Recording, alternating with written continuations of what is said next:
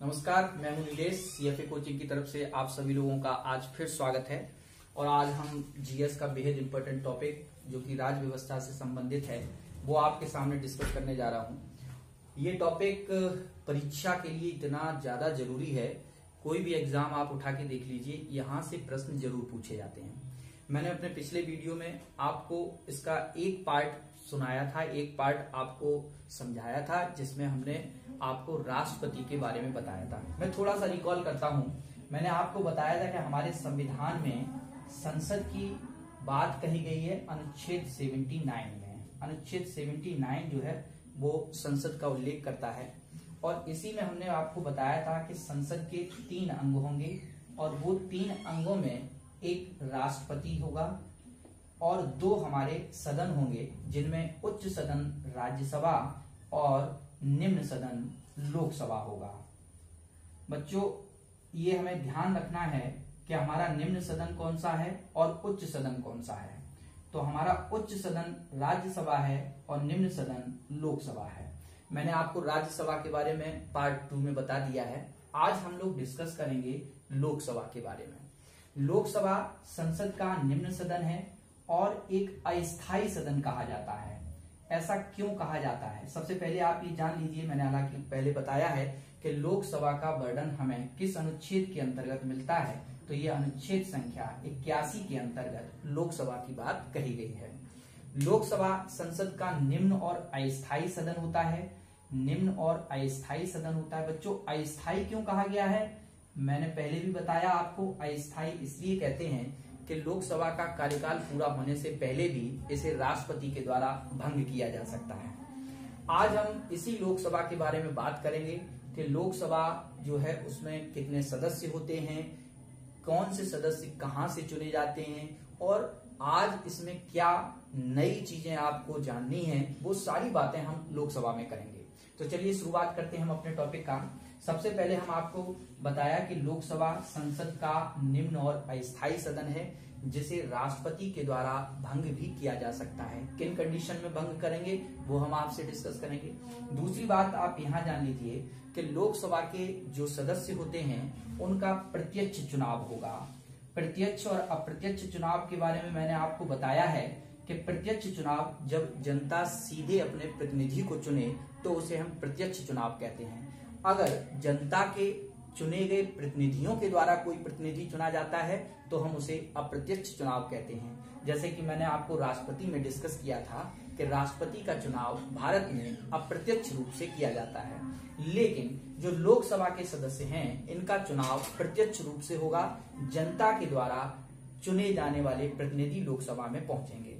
लोकसभा में कुल सदस्य कितने चुने जा सकते हैं? तो हमारे संविधान में वर्ष 2026 तक अधिकतम सदस्यों की संख्या इस सदन में निर्धारित की गई है और वो है हमारी 552 बच्चे सदस्य जो हैं वो लोकसभा में चुने जा सकते हैं। लेकिन अभी वर्तमान में कुल 545 सदस्य चुनकर लोकसभा में पहुंचते हैं।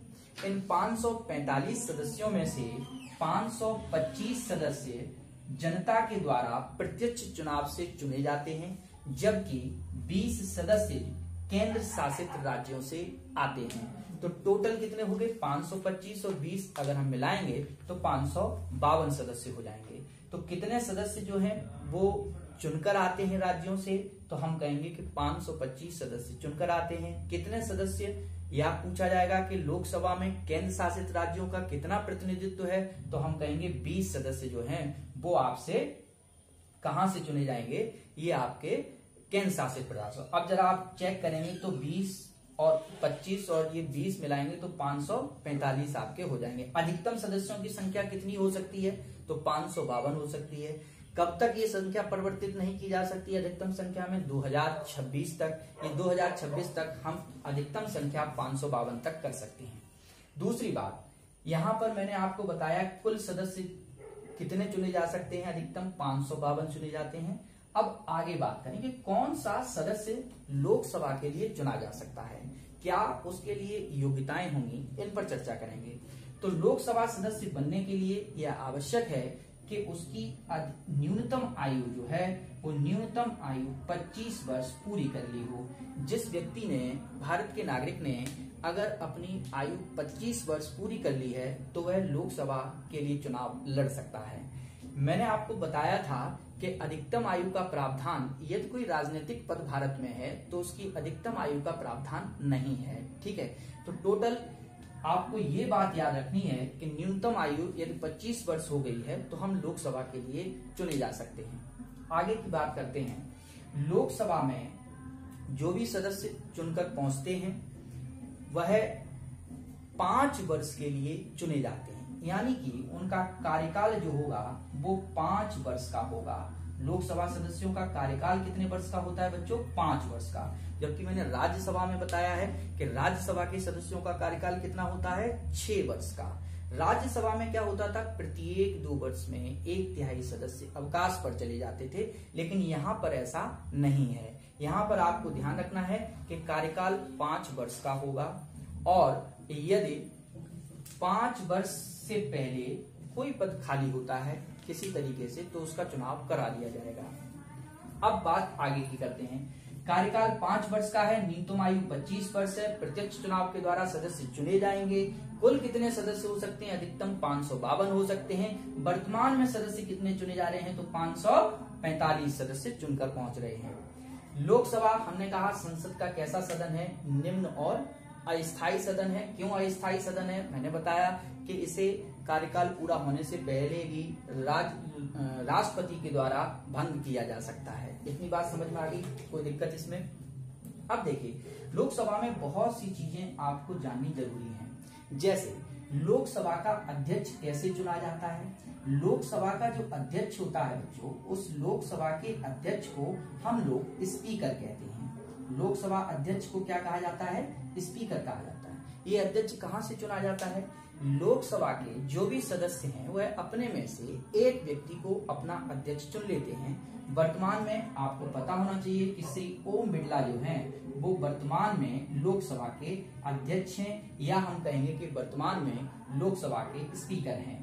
ओम बिड़ला, ये वर्तमान का क्वेश्चन हो सकता है आपसे परीक्षा में पूछा जाए कि वर्तमान में लोकसभा अध्यक्ष कौन है, तो आप कहेंगे श्री ओम बिड़ला जो है वर्तमान में लोकसभा के अध्यक्ष हैं। दूसरी बात समझिए, यदि आपसे ये पूछा जाए कि पहली लोकसभा या लोकसभा के पहले अध्यक्ष कौन थे, तो यहाँ पर भी आप नाम याद रखिए, श्री जीवी मावलंकर ये लोकसभा के पहले अध्यक्ष थे। तो अगर आपसे पहले अध्यक्ष पूछा जाए तो आप कहेंगे जीवी मावलंकर जो थे वो लोकसभा के पहले अध्यक्ष बनाए गए थे। बच्चों, क्या अधिकार हैं लोकसभा के अध्यक्ष के, उनकी चर्चा करते हैं। लोकसभा का अध्यक्ष, यहाँ पर मैं आपको एक बात और बता दूंगा कि धन विधेयक जिसकी परिभाषा जो है वो अनुच्छेद 110 में दी गई है। अनुच्छेद 110 हमारा ये परिभाषित करता है कि कौन सा विधेयक धन विधेयक होगा। यदि कोई विधेयक धन विधेयक है, धन से संबंधित है, तो फिर उस विधेयक को लोकसभा में पारित होना आवश्यक होगा। लोकसभा में यदि वो विधेयक पारित हो जाता है तो फिर वो विधेयक पारित माना जाएगा। फॉर्मेलिटीज के लिए वो अगले सदन में भी जाएगा, अगले सदन में भी उसका परीक्षण होगा और वहां पर भी पारित हो जाता है। तो आपको मैंने विधेयक पारित होने के बाद प्रक्रिया बताई है कि राष्ट्रपति उसे फाइनली परमिट कर देगा, तो उस दिन से वो देश का कानून बन जाएगा। फिलहाल यहाँ पर एक प्रश्न पूछा जाता है कि धन विधेयक जो है वो किस सदन में पारित होना आवश्यक है, तो आप कहेंगे कि धन विधेयक लोकसभा में पारित होना आवश्यक है, जिसकी परिभाषा जो है वो अनुच्छेद 110 में दी गई है।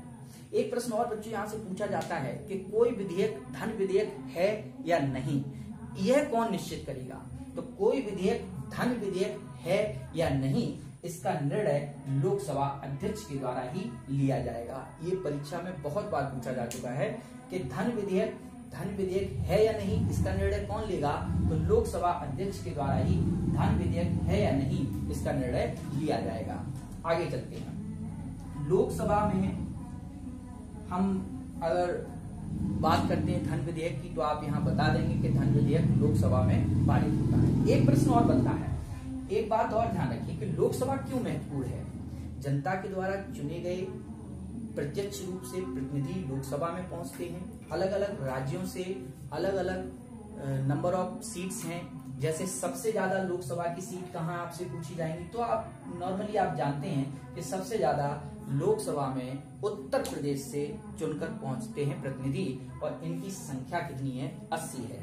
यानी कि पूरे भारत में सभी राज्यों की तुलना में उत्तर प्रदेश से सबसे अधिक लोकसभा सदस्य चुने जाते हैं। तो जाहिर सी बात है, एक कहावत कही जाती है कि दिल्ली का रास्ता उत्तर प्रदेश से होकर जाता है। ऐसा क्यों कहा जाता है? ऐसा इसीलिए कहा जाता है कि यदि दिल्ली में सरकार बनानी है तो उत्तर प्रदेश में अपनी पैठ बनानी होगी। क्यों? क्योंकि उत्तर प्रदेश में नंबर ऑफ सीट्स सबसे ज्यादा है, और उत्तर प्रदेश में नंबर ऑफ सीट्स ज्यादा है। अब राष्ट्रपति को भी बनना है, तो आपको मैंने पढ़ाया था राष्ट्रपति के बनने के लिए मत मूल्य गिना जाता है, और मत मूल्य सबसे ज्यादा उत्तर प्रदेश के सदस्य का होता है। इसीलिए ये कहावत कही जाती है कि दिल्ली के लिए अगर जाना है तो उत्तर प्रदेश से होकर ही उसका रास्ता गुजरता है। तो हमारा उत्तर प्रदेश, जहां से लोकसभा की कुल 80 सीटें हैं, यानी 80 प्रतिनिधि लोकसभा के लिए चुने जाएंगे। आगे की बात करते हैं कि ये सभी प्रतिनिधि जो हैं वो किस सदन में बैठेंगे, लोकसभा में बैठेंगे। अगर कोई व्यक्ति संसद के सदन की कार्यवाहियों में लगातार 60 दिन तक अनुपस्थित रहता है, जिसकी उसने कोई पूर्व सूचना नहीं दी है, तो उसकी सदस्यता को समाप्त भी किया जा सकता है। ठीक उसी प्रकार से जैसे आपके स्कूल में बच्चा अगर लगातार नहीं जाएगा तो फिर उसका नाम कट हो जाता है, नाम कट जाता है, वैसे यहाँ पर भी है। यहाँ पर अगर संसद का सदस्य लगातार सदन में 60 दिन तक नहीं जाता है तो उसकी सदस्यता को समाप्त भी किया जा सकता है। आगे की बात करते हैं बच्चों, लोकसभा और राज्यसभा क्या अगर संयुक्त अधिवेशन होता है, जैसा कि मैंने आपको पिछले वीडियो में बताया है कि अगर कभी राष्ट्रपति चाहे और राष्ट्रपति को ऐसा लगे कि किसी विषय पर संयुक्त बैठक करके चर्चा की जाए, तो राष्ट्रपति राज्यसभा और लोकसभा की संयुक्त बैठक को बुला सकता है। राष्ट्रपति को सिर्फ बुलाने का और उसको आहूत करने का अधिकार होगा, लेकिन अगर आपसे ये पूछा जाए कि राष्ट्रपति वो लोकसभा और राज्यसभा के संयुक्त अधिवेशन की अध्यक्षता कौन करता है, तो ध्यान रखना बच्चों, जब भी लोकसभा और राज्यसभा का संयुक्त अधिवेशन होगा तो उसकी अध्यक्षता लोकसभा अध्यक्ष के द्वारा ही की जाएगी। मेरी बात समझ में आ गई? फिर से रिकॉल करते हैं चीजों को।